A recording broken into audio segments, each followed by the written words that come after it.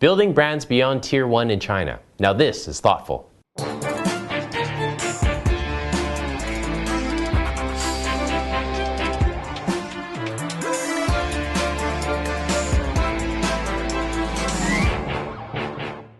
Hello, I'm Trevor Lai in Shanghai.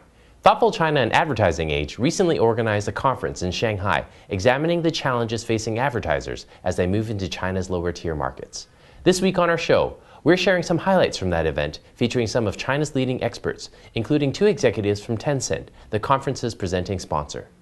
Welcome to Market to Watch, Building Brands Beyond Tier 1 in China, presented by Advertising Age and Thoughtful China.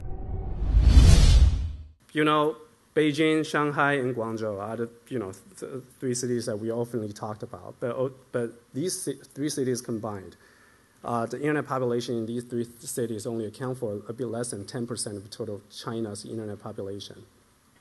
So with the growing power of the consumers from the so-called non-first tier cities, how best to deploy the marketing strategies that have local relevance will be very important for us going forward. Lower tier city and upper tier cities, there's not a red line of division between them. There is a mass market in every city, Shanghai included, and there is also a middle class in every city, so including Wuhan and below. So this is not a cut and dry analysis. And what we're really analyzing here is not necessarily geography, but the mass market psychology, which tends to be statistically more prevalent in the lower tier markets. The beauty of China is that something doesn't work in the US or Europe, it might work in China. And that's a magical market. Anything is possible. So what doesn't work in Europe, in the US, such as Phaeton, actually works in China. I think there are two unique factors which makes Phaeton a success in China. Number one is the Chinese luxury market, especially the customers for luxurious cars. They have passed the first phase of the development. Many of them today are not looking to show off, because the show-off time is over. People are looking for understated luxury. People are looking for low-key luxury, and Phaeton fits into that profile. You don't want to bear, just a marquee like some of the other German luxurious brands to show that I have arrived or I'm successful. Success doesn't need to be represented by the marquee on the car. That's the first, I think, the big factor. The second big factor is Phaeton has found its target audience in China perfectly. Those people who have been working very hard in the last 10 to 15 years. They made a fortune not by inheriting wealth from their family, but by self-made success. And those people, they understand the quality of a product. They're looking for something functional, value for money, and that can be customized. The desire to talk and connect has come up time and again, from wanting new things to talk about to how online is keeping them connected as well as entertained. All of this fits with mobile as we look at the spikes for mobile instant messaging. Now, product placement, like in this case here with the Starcom's Liquid Thread did with M&Ms in China, strikes a chord with people.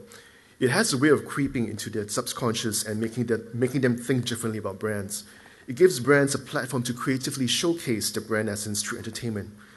As we increase the video platforms to look at and TV regulations continue to be more stringent for TVCs, brands have a growing need to think differently about the content they create across these platforms. And to the tiers, you have to use a brand building approach. That's why I like the topic of this today's forum. I mean, the topic is really about building brands. But usually within companies, when people talk about cities, consumers or channels, they just think of distribution. In Chinese, it's called 分销. When you talk about these things, they usually will say, let's do 分销. That's wrong. Distribution alone will not work. It's a necessary even an imperative or integral part, but it is not sufficient. So what you have to do is to take a brand building approach to all these three things. The brand building approach to cities, consumers, and channels. When I talk about channels, it's more on the retailer side. So the Chinese company actually, some of the Chinese companies, like us, are in a different situation. We are dreaming of entering first-tier city, actually. We are dreaming of attracting the first-tier consumers, and we are dreaming of having access to the first-tier channels. For herbalists, originally, no first-tier department store want us. And now, some of them wanted us. But the top, the first tier, the toppest retailer, department stores, still don't want us. They want some brands that's not made in China. They want some brand, the foreign brand. If you are a foreign brand, okay, welcome. I give you a favorable policy. But if you are a local brand, no way, you cannot get in. Or if you can get in, you get not to the first floor. You have to go to the fourth floor or the third floor or fourth floor. That's the situation now. But for us, the challenge, the imperative is doing well in a lower tier city, but still we want to have access to the first tier city. We want to access to the first tier channels. We cannot afford losing access to the first tier department stores. That's very critical for us to build a brand image. Otherwise, it is very difficult for you, to build a brand and to get the profit you want. So that's still a huge challenge for us. One of the things that we often heard is a lower tier market. Actually, consumers care about price over quality. That actually, in our research, is just not true. They actually care about quality even more because to them, money was really, really hard earned. So they really want every cent that they spend to count. By having this kind of view, I think brands are really missing the opportunity for building equity over the long term. With the information flow so freely nowadays, with their kids working in big cities, coming home over the holidays, bringing loads of first-tier products, people in the lower tier market, they actually know brands actually have better products for big cities, and they are resentful. But they are also very curious. They would like to know what better products can do for them. But given the distribution, given our marketing strategy, they're actually not getting to experience the new products. E-commerce is growing, definitely, not sure. But however, for those people living in far, far, far away towns and cities, they still want to look at the product, touch the product, and learn from the product, especially in the retail environment. That's why, from our own experience, is that our promoters tend to spend more time engaging with the consumer at the low-tier level than the tier 1 cities, because they want to learn more. They want to ask, okay? Rather than say, I know it, I just want to buy it, right? They want to know more, they want to talk. Average, we spend about 10 minutes with consumers, engaging with them before they're persuaded. But good news is that once you've done the engagement, the conversion rate is higher than the tier 1 cities. The challenge is about a budget, consistency of the brand message, but we were not going to how to create good marketing campaigns, just like a creative or a message, instead of based on the insight that we discussed above. People are social beings, and as such, we need to become a part of their social discussion. I agree that there's no one consumer in the lower tiers, and definitely I think the most important message is really not to look down on consumers in the lower tiers, because really they are learning very fast. They are really becoming more sophisticated, and they want the experience. They want the experience in their hometown, in their home city. So we would say that, say, 10 years ago, they may want to travel to Shanghai, travel to Beijing for that experience. But today, they really want our brand to go to their city and to bring them the experience. For example, we've opened and expanded our distribution, our footprint from Shenyang down to Kunming. Just this year, we've opened in Wuhan, Nanjing. Just last week, we opened in Harbin. So imagine the vast differences in the cities. But what remains true is that really they want the experience brought to them.